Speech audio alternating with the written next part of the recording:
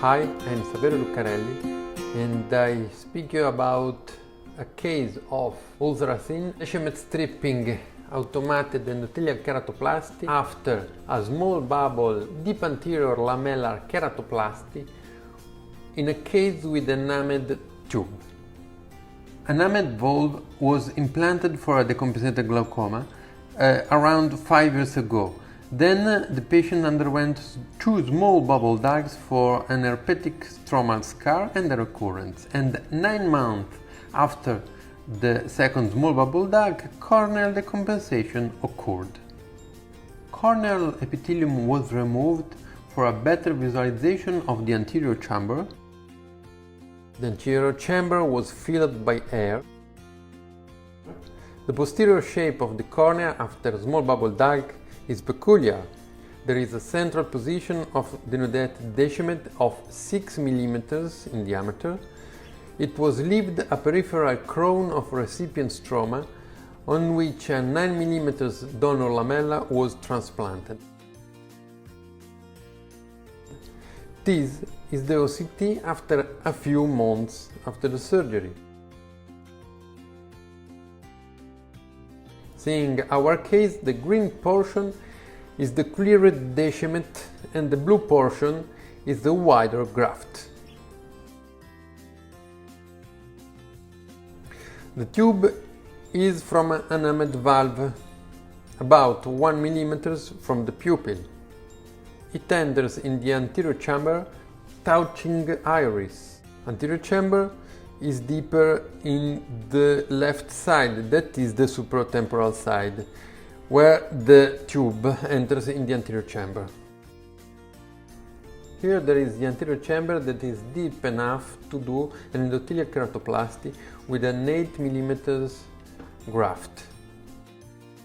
The Descemet stripping was performed under air in the 6 mm central portion. It could be enough to do it only in the central part. If you want to enlarge the Descemet stripping, it's better not to go from the center toward the periphery, for not clamp and harm the stromal crown and create a false plane.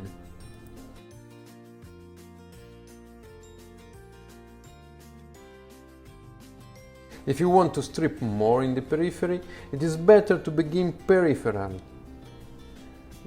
going centripetal.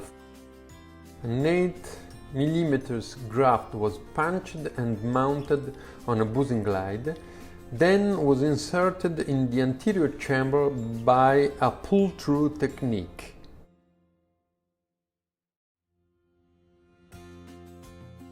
The tube is quite far to allow a correct unfolding of the graft that can be helped by gentle tapping onto the corneal surface.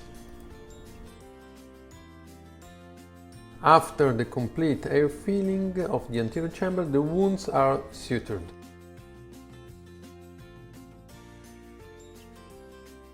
The graft was centered by a transstromal 330 gauge needle without any leakage of air from the anterior chamber.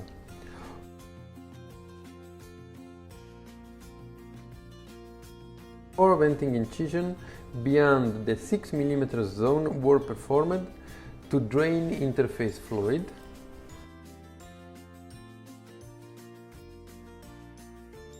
The final air filling wasn't achieved.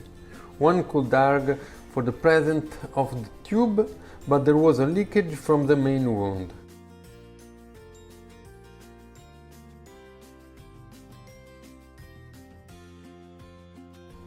After a complete suturing, the air filling was achieved.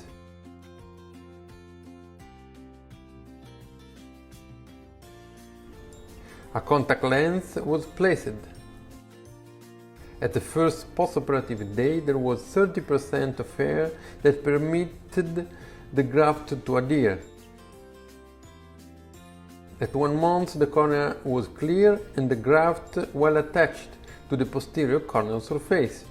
Thanks to all, and see you in the next video on SLTV.